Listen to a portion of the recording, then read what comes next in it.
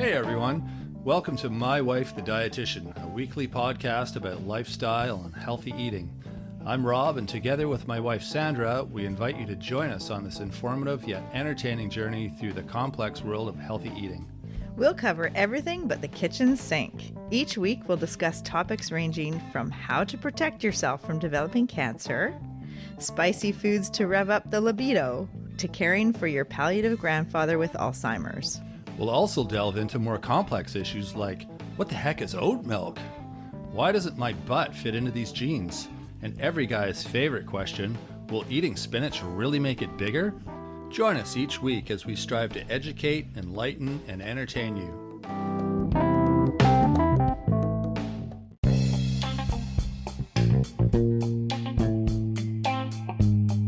What do oysters, chocolate, asparagus, and wine have to do with exercise, sleep, and sex?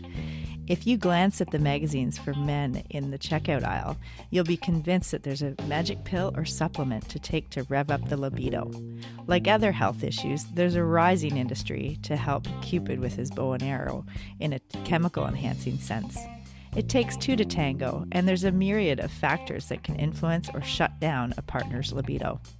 Will slurping fresh oysters off a half shell guarantee a night of passion? Or popping a supplement of vitamin D ensure the balance of testosterone levels? Join Rob and I for the discussion of foods with benefits and nutrients that can boost libido. Hey Sandra. Hey Rob. How you doing? I'm good. So here we are on our much anticipated sexy foods. Today, we are going to talk about getting in the mood with food. And this was a fun one to research. I was just going to say, Sandra's been just busy, reading and just being excited about this. And there's notes everywhere. And I think she's got a lot to say. So it'll be really fun. I'm excited to listen. Well, I want you to interview me. Okay. Tell me about things. Tell me about some sexy foods. Well, there's so much to talk about with this topic that we're going to do 2 episodes. At least. So what are we going to start with? So when looking online, you can get scientific info, and it reads like stats and data on foods that include certain nutrients that can increase testosterone levels or affect libido. And the thing is, there's so much more to it than certain nutrition in specific foods. Right. But we are going to do that in episode 2. Oh, like specific. Exactly. Okay, fun. Yeah. I think with this one, it's more, well, it's not as simple as including certain foods in the diet, really. Unfortunately, right? Nothing's that simple. It's all about balance again, right? Well, it's feeling confident in your own skin, having a certain amount of body acceptance, including feeling relaxed and physically energetic and receptive to sharing yourself. Yeah, I guess those things are pretty important. Yeah, and I think, well, with the first episode today, we're going to talk about the food and mood overview and the holistic review of food as fuel. Yeah, exactly. That's it's something people forget, that our bodies are like a machine, and we need to fuel them properly, or the machine doesn't work. And when you're talking about, as James Brown said, the sex machine, it's one of my favorite. We should actually have that as our theme song for this episode. It's a good idea. Right? He was onto something, I guess. I never really paid attention to the lyrics before, but maybe I should now. Anyway, the body, if you're looking at it as a sex machine, you got to fuel it properly so that it functions well properly. That's from the man perspective. The woman's perspective, like Paula Cole's feeling love, it's more about love and romance, and for men it's like libido and testosterone. Get it done. Right? It's definitely like the book Men Are From Mars and Women Are From Venus or whatever. Yeah, that one. Yeah, because it's beside my bed. I'm not sure if I've read it. Is it beside your bed? It is. It's been there for a couple of years, but you're trying to understand me. Yeah, right. my I mean, handbook. it's the cycle of the moon. You'll never No, understand. I've kind of realized that now. That's why I haven't read it. That's funny. Well, it's yeah. So it's funny because there was a movie recently that I watched, and it was called 50 Words for Love, and it was so interesting. And there was like 50 words for love. Yeah, I remember you telling me about that vaguely.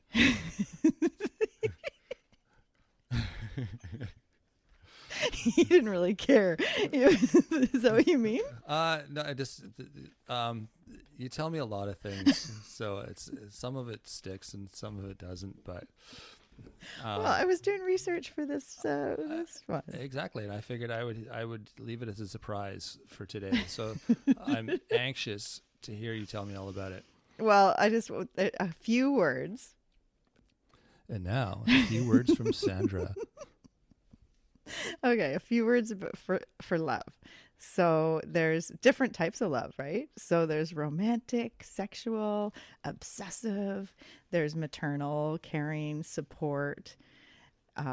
There's so many different feelings around love, and a lot of it is chemical. Like it's a feeling that we're getting because we have certain chemicals pumping through our body, like dopamine and serotonin and endorphins and testosterone and progesterone and estrogen. And so there's just a lot to this. And those are all the things that make us feel like those fluttery feelings of love. Yes, there's an interrelationship with diet and neurochemicals and hormones, so our brain chemistry and our libido. So everything's related. It's all related on a chemical level. Happiness is rooted in hormonal responses within the body. Interesting. Yeah. So 4 main hormones or neurotransmitters that make us feel good have a huge role to play. So when I eat like a pickle and it makes me smile, that's a chemical reaction. It's related to some sort of chemical being released in my brain that makes me enjoy that pickle. Yeah, it's probably a bit of a dopamine release. Feelings of pleasure and satisfaction. And you're saying the same thing happens during sex? With orgasm. So orgasms and pickles are similar. Okay. I wasn't expecting that. No, I know. Sorry. Okay, carry on. All right. I want to cover 4 different hormone neurotransmitters. So dopamine, serotonin, endorphins, and oxytocin. And those are the 4 that are feel-good happiness hormones. Okay. So we're going to start with dopamine. Yeah. Okay. So it's the neurotransmitter that drives reward-seeking behavior in our brains. Okay. So as you said with the pickle, eat something scrumptious or have an orgasm and the brain releases some dopamine. Not eat something scrumptious and have an orgasm. Although some people can do that from what I hear. I'm thinking like when Meg Ryan is enjoying her food a little too much in that restaurant in the movie When Harry Met Sally. Oh, that scene. That's a classic. That was hilarious. Yep. That's, I think everyone in the restaurant was kind of looking at her thinking, I want to have what she's having. Definitely some dopamine release there. Yeah. See, it does happen. Yes. Well, the release of dopamine results in feelings of pleasure and satisfaction. And it's an important chemical that makes us human. It's part of what gives us our drive to discover, to create and succeed. Right.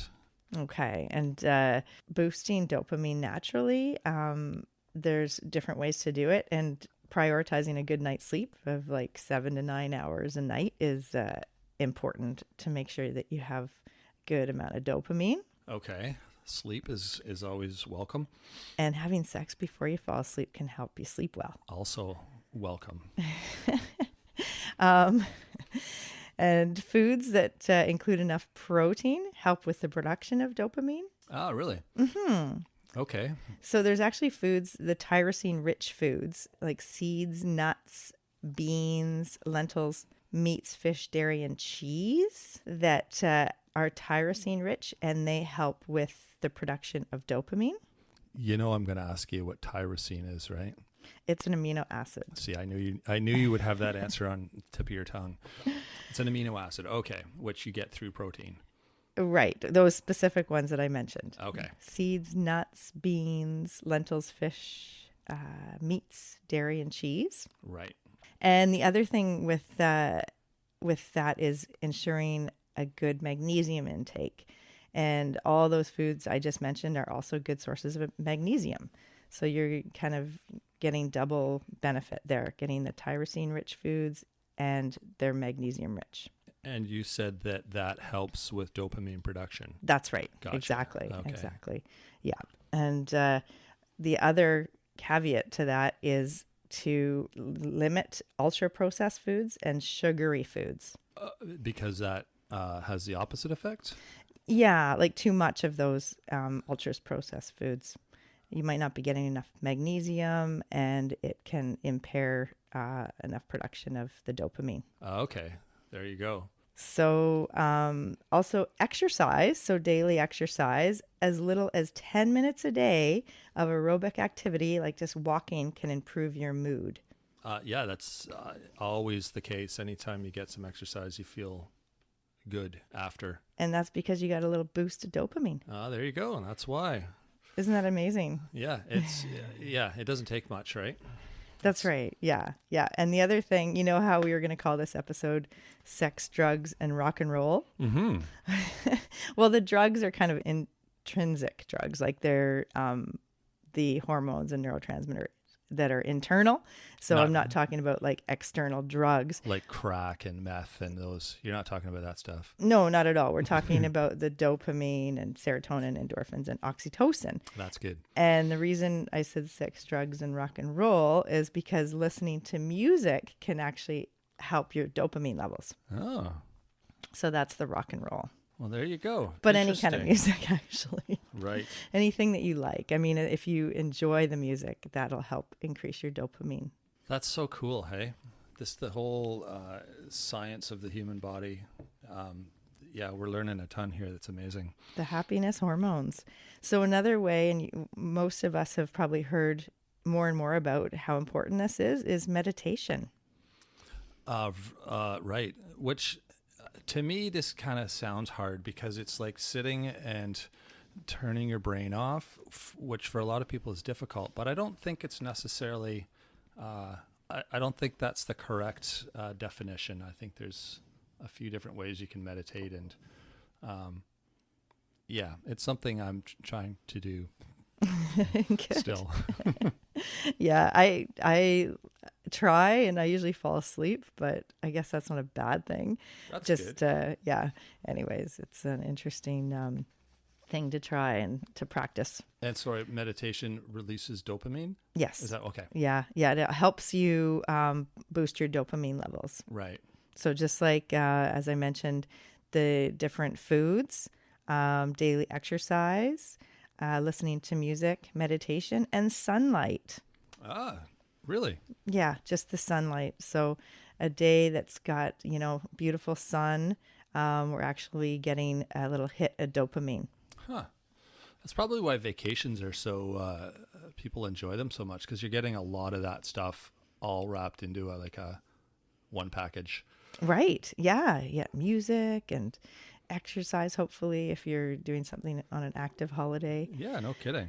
Yeah. So with the dopamine, if your diet doesn't provide adequate levels of vitamin D, magnesium, B complex, you may need a supplement of those things to help with your dopamine levels.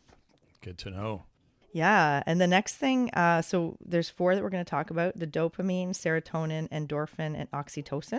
Okay. And they're all the happiness hormones. Right. So the serotonin, it's another neurotransmitter. You might have heard of this. I have, actually. Okay. It is what helps keep us emotionally stable, balanced, and a good equilibrium. Like think of a ballast in a ship. Okay. So people with insufficient levels of serotonin may be prone to depression and anxiety. Right. whereas people with too much serotonin may experience decreased arousal. Decreased arousal. Okay. Yeah, like that you think of a teeter-totter, and if you got too much, then you might be decreased arousal. Huh. If you got not enough, then you might be more prone to depression and anxiety. Huh. So we want to just keep it at even keel. Absolutely. Yeah. Yeah. And the thing, B6, vitamin B6 is important with serotonin production. So the body uses vitamin B6 to form an important enzyme needed to convert the amino acid tryptophan into serotonin. Right. Okay. So the caveat is that with B6, if your diet lacks whole grains and protein foods, you may be low on vitamin B6. Oh, okay. So low on what again? Sorry. Vitamin B6. If your diet lacks what? If your diet lacks whole grains and protein foods. Oh, okay. So, for instance, B6 you get when you eat meat, fish, poultry, potatoes, bananas, and whole grains. And you only need 1.6 milligrams of B6. But the thing with B vitamins is there's 8 different B vitamins. And it's better if you're low on any, it's better just to get a B complex supplement so that you don't want to get too much of any one. Right, because you were explaining this the other day. So. Well, it's different with minerals, but with the B vitamins, too much B6 can actually cause irreversible nerve damage. Yeah, I remember you saying that. So just to reiterate, the body uses vitamin B6 to form an important enzyme needed to convert tryptophan into serotonin. Okay. So if you don't have enough B6, then you can't have that serotonin production. Oh, interesting. So yeah, we got to make sure we have enough of the tryptophan, which we're getting through our food. Yeah, that's the amino acid tryptophan. Like, you know how you hear in turkey, it's high in tryptophan, and then when you have it, then you feel sleepy after because it's converted into serotonin. Okay. And you're likely in a turkey dinner, like a Christmas dinner or Thanksgiving or whenever you eat turkey, you will likely be getting a lot of the B6 vitamins in the other foods that you're eating with that turkey meal. Right. Because remember, it's in whole grains and potatoes, bananas, poultry, fish, and meat. Not that you have bananas at a Christmas dinner. But No. maybe some people do. I don't know. Probably. Yeah. There has been a lot of research with women with PMS and the effects of carbohydrates and mood, and this is related to the serotonin. Oh, really? Yeah, because a high carb meal can increase brain levels of tryptophan, and with the help of the B6, the vitamin B6, it converts into serotonin. Okay. So, for instance, having cereal and milk, or pasta and tomato sauce, or whole wheat bagel and jam, those kind of meals will all help boost serotonin levels in the brain. Right on. That's interesting. Yeah. So for people that are on a low carb diet, that it has implications in terms of mood. As I mentioned before, like a high carb meal actually helps with serotonin level, and it'll help you make you feel a bit more happier. Interesting. So the other thing, sugar in chocolate triggers the release of serotonin in the brain, producing a calm and relaxed feeling. Oh, there you go. And is there something specific about chocolate? Well, we're going to talk a little bit more in depth about chocolate on the episode 2. Oh, okay. The actual foods that boost our mood. Yes, exactly. Yeah, aphrodisiac our foods. Sexy mood. That's right. Okay, so we'll leave that for episode 2. So there is something specific. So you can't just eat a bunch of sugar, is what you're saying. No. Yeah. Okay. So many studies have linked high serotonin levels with happier moods and lower levels of mild depression and irritability. Good to know. Yeah, it's all interrelated, eh? It sure is. The brain chemistry, our diet, our hormones. So the next one, endorphins. Those are neurotransmitters that are chemically similar to opiates. Oh, really? They have an analgesic effect. Hmm. So they flow through our brain from the pituitary and hypothalamus. And like during strenuous exercise or sex and orgasm, it has a pain numbing effect. A pain, not that orgasms are painful, No. but it just has it has that effect in other activities. Yeah. And it's Yeah. actually evolutionarily, if you think of the benefit in humans, like, if you're injured while you're running for your life from a saber-toothed tiger. Right. I was doing that last week. It happens a lot around here. So yeah, I can relate. Right. Yeah. So you Hate got those that. endorphins pumping through your body. So it's kind of numbing that pain Yeah, good thing. to help keep you going. You're That's funny. good. So how do you boost endorphins? The exercise. So basically 30 minutes after a workout, you'll feel those endorphins. Right. And laughing. So watching a comedy and laughing actually boosts your endorphin level. That's why you're always laughing. And meditation, another way that meditation is helpful for our happiness hormones. Interesting. Chocolate and spicy foods, so like jalapeno peppers and chili, which can all lead to more endorphin levels. Huh. And sex is the best way to boost your endorphins. For sure. All those things are good ways, but yeah, sex. That's your favorite. Sex while eating chocolate and spicy food. No comment. No comment.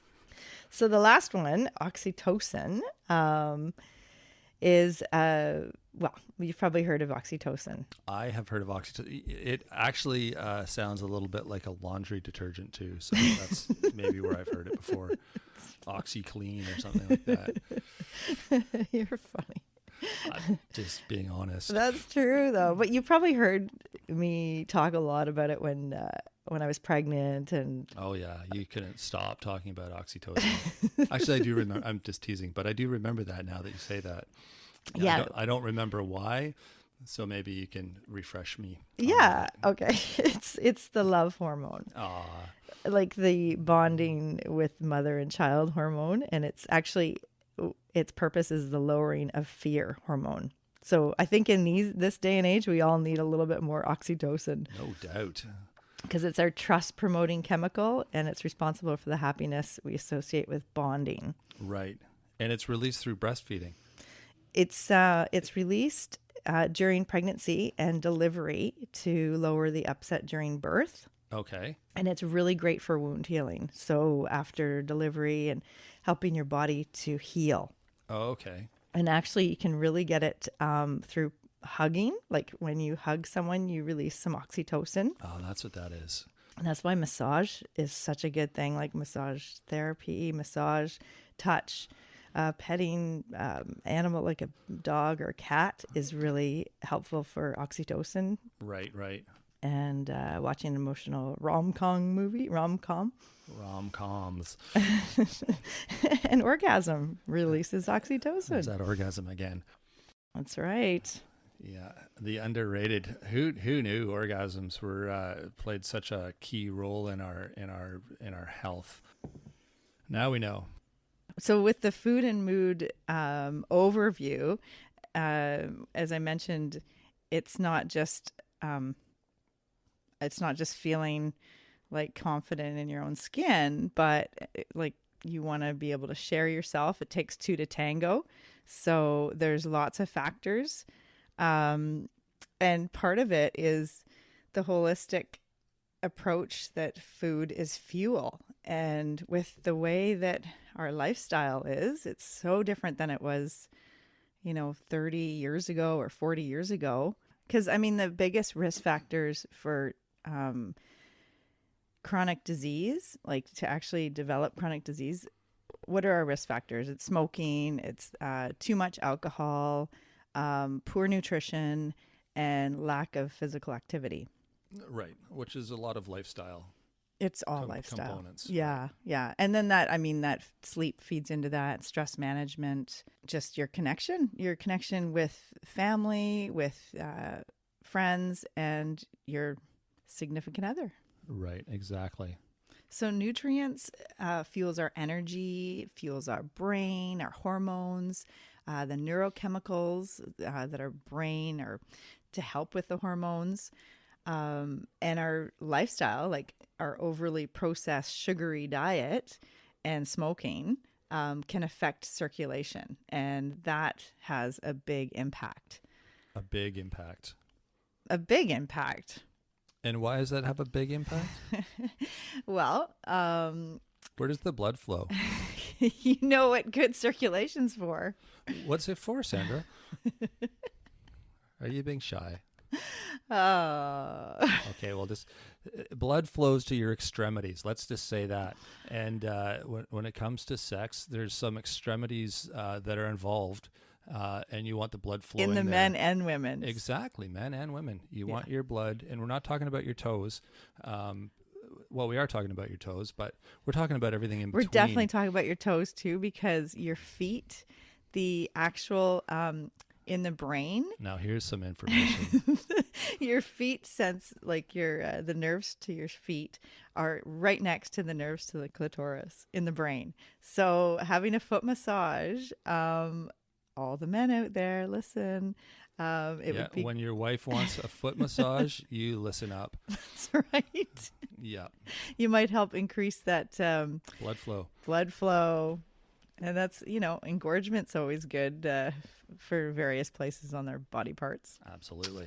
Anyways, with the sexy foods and the nutrients like the zinc that affects the production of testosterone, and also all the antioxidants in plant-based foods, can help with our circulation and how we're feeling. Right, because that's, like we said before, the circulation is a big key element. It's a total key element. And in our day and age with our lifestyle, unfortunately, a lot of how we're eating and how we're living our life, we have bad habits that lead to poor health. And so when things like high blood pressure, or if you're eating too much simple sugars, and then you have also like high cholesterol levels and triglycerides, you can start to develop pre-diabetes and diabetes. That can affect neuropathy, so the feeling in your extremities, including Those extremities. Yeah. So it can affect, having ED, for instance, or high blood pressure can also lead to that. Right. Yep. So many health issues that affect us sexually. Yeah, absolutely. And that are preventable in a lot of cases with good lifestyle choices and good diet. Yeah. It's amazing how the food we eat and how we live our life can affect our overall health day to day. Yeah. Yeah. Because that's huge, right? Feeling sexual and feeling sensual to your partner, feeling confident. If you aren't feeling healthy, you likely won't be feeling like you want to share yourself or be sexual. That is very true. Yeah. So when we were talking about circulation earlier, that's really key for heart health and for helping you feel good.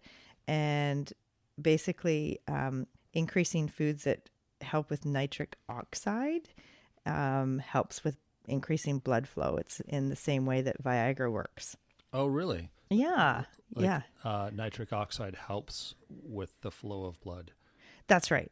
So I think runners and marathon runners, athletes would know, like beets, for instance, are rich in nitric oxide, and that will help pump your blood and help with the blood flow. Right. Okay.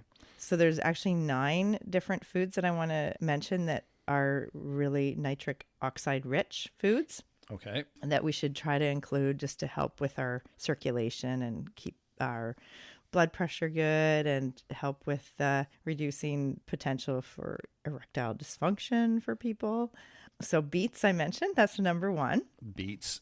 That's right. Garlic. Okay, garlic. Yeah, that's a good one. And we mentioned that in previous episodes on cancer prevention. Garlic is so good for you. Okay. So that's another benefit. They have nitric oxide. Meat with the ingredient of coenzyme Q10. So that is also a nitric oxide rich food. Did you say meat? Yes. Oh, okay. Yeah. Dark chocolate. So the flavonoids, good for heart health. We'll talk more about chocolate, but that's another one that's rich in nitric oxide. Leafy greens, again, that's on the list. So spinach and arugula and kale all have nitrates that convert to nitric oxide. Interesting. There's that spinach again. Exactly. That's right, spinach. Well, yes, it could help with keeping the blood flowing. Absolutely. Yeah, just like Popeye, you know how Popeye has those big muscles and has good blood flow, I guess. Yeah, I guess so. Okay. And then citrus fruits. The vitamin C in citrus fruits enhances levels of nitric oxide. Citrus fruits. Okay. Yeah. Yeah. So, all the citrus fruits that are oranges and limes and lemons and grapefruit and tangerines and mandarins. Is that why you're giving me an orange every morning on a bed of spinach with a side of garlic? You're funny. A little chocolate on my pillow. You must really love me. Okay. Is that what your wishes are? Yeah. That's funny. Well, there's another one that the dark red. It's interesting with foods. Like I mentioned beets and then pomegranate. Oh, yeah, pomegranate. Okay. So actually the foods that are really got those staining colors have really high levels of phytochemicals and good antioxidants. And with the pomegranate, it's loaded with antioxidants that preserves the nitric oxide from oxidative damage. Oh, really? Yeah. Yeah. And it improves blood flow, which is beneficial for high blood pressure and erectile dysfunction. So pomegranates, actually, there's been studies on that. And that one's really important to include. There you go. Stock prices are going to rise with pomegranate companies. Right. Nuts and seeds, they have the arginine, which is an amino acid, and the arginine increases nitric oxide in the same way that the Viagra works with increasing blood flow. Oh, really? And that's Yes. from just mostly nuts And seeds. And seeds. Yeah, pistachios are really high in arginine, but other nuts and seeds too. Good to know. And then the last one, number 9, is watermelon. Watermelon. Yeah, it has something called citrulline, which converts the arginine and ultimately increases nitric oxide. Huh. Yeah, so it's all these different chemical pathways, and all these little things help with increasing blood flow, and then that helps with helping your whole circulation and helping the flushing, all the helping all your bits do what they're supposed to do. So on a physical level. So that's Yeah. like the chemistry and the physiology of, eating the right things. So eating plenty of fruits and vegetables, nuts and seeds, and healthy protein foods can all optimize your nitric oxide levels to promote overall health and blood flow. Awesome. Well, that's good information. Good. So back to the circulation. The diet can affect the circulation and can improve it. Our diet can affect how confident we feel in our skin. And we're going to do another episode on collagen. So we're going to talk all about collagen and how important that is. And vitamin C is part of that too, by the way. But anyways, we'll go there on another episode. Diet can affect how we feel, if we're feeling bloated or gassy or having constipation. And we're definitely going to do another episode on gut health, the gut biome and probiotics. So there's endless episodes, and it all has to do with Well, I don't want to say it all has to do with sex, but really, in a way, it's all related.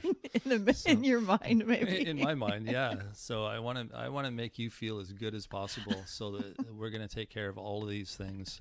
Well, it kind of reminds me of that calendar I saw someone post on some social media. It was like from the 80s, and it was all these men bare-chested, and they were... It was like your typical fireman's calendar with hot guys that are muscular, but they're cleaning toilets, and they're ironing shirts, and they're cooking dinner, and they're vacuuming. And so every month and it was like, that's what turns a woman on. It was like the real women's fantasy calendar. That's right. That was pretty funny. We want our men to be helping out, just doing the daily chores, so that the woman's not so exhausted by the end of the night that she has some energy. Yeah, it's amazing. A lot of guys, I mean, that concept's been, around forever, but guys still don't get that if I help out around the house and like wash the floor or do the dishes, that I don't understand how that's gonna get me into bed with my wife. But yeah, it works. Just that's just how women think. They appreciate those things. Yeah, it's all connected, right? So it is all connected. Exactly. So also diet can affect how much energy. So I mentioned that a minute ago, and how much energy you have, how the quality that your sleep you're getting. That's going to be another episode, is diet and foods that can affect sleep and overall health. Right. So also the diet can affect how the energy on a level of if you're low in iron or B12 or anemic, obviously what you're eating can affect that. And also how you're doing with your stress management and your self-care, your deep breathing and meditation, just the, time in the day that you give yourself to recharge. Right. So that's that can all be part of it. Yeah. Well, next episode, we'll talk about like 22 different sexy foods. Oh, our fridge is going to look a little different after that. You're funny. I think we have most of them here anyway. I was going to say, well, maybe we're already doing it right. Definitely the chocolate. Yeah. And the coffee. Mm-hmm. And let's see, apples. I know. That's a secret one. Apples. Who would think apples? I know. All right. Well, we'll save that for next time. Okay. So with the next episode, the episode 2, we'll talk about the foods with benefits and the aphrodisiac foods to boost libido. And we will go over different specific foods and what they might offer in terms of nutrients for our body to be strong and healthy. Awesome. And the functions, like the physiological effects that aphrodisiac foods have. So the effects like the increased testosterone levels and the libido boosting and the body warming and increased blood flow and the mood enhancer, hormone balancing, and so many others. Awesome. We could even do like a little sample where we have some of the food and we try it and see what happens. You're funny. Well, we're just on a mic. I don't think that will be exactly. Well, we can explain. People can use their imaginations. You're funny. Well, right. We're going to be covering about 22 different foods for the Sexy Foods episode 2. So that's going to actually, in itself, that's why I think it might be actually more than another episode, but we'll have to see. It might be like a month-long series. It'd be like a mini series. That's right. Well, a lot of these ideas I got from this book that I bought you years ago called Intercourses, and it's actually a cookbook about sexy foods. So I don't know, it was for like our one of our anniversaries, and it's pretty cool. It's got beautiful photos of different foods and really cool little tidbit quotes and things that I definitely want to Include, yeah. It is a pretty cool book. It's also beside my bed. I've got a pretty good collection there. That one should be in the kitchen, honey. I suppose it could be. And honey is actually one of the foods. Oh, well, that's a given. That's right. Right? Yes. Birds and the bees and all that. Okay. So, yeah. So part of what we're going to talk about too is the different reasons that the sexy foods make the list. And part of it is maybe their look, like different foods that have like a phallic type look or a sexual look, like the asparagus or the artichoke. So they can have those sensual aspects to them just looking at them. Oysters for some people. And also the taste of food or the way they smell, like chocolate, or how messy they are when you eat them. Like you think you're drizzling honey, and you can drizzle it on different things. Lots of different things. That's right. Like you can drizzle it on your cereal.